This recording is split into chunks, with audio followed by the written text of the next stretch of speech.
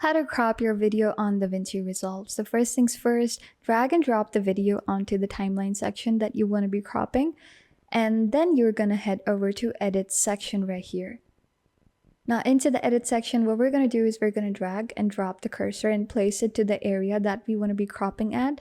I want to make sure that I want to crop it up onto this old lady on the wheelchair. So I'm going to select this area. And then what I'm going to do is I'm going to head over to the transform tool right here, click on the Dropbox menu.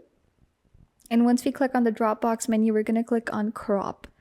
Now, once we click on crop, we can manually basically just crop the entire section into the video, just like how we're cropping a picture. I want this old lady to be the center of attention, so I'm going to keep her as that. You can see you can also do it manually, automatically from the area here, and you can also choose to add dynamic zoom. So guys, this is it, a quick and easy way for you to be cropping your videos using DaVinci Resolve.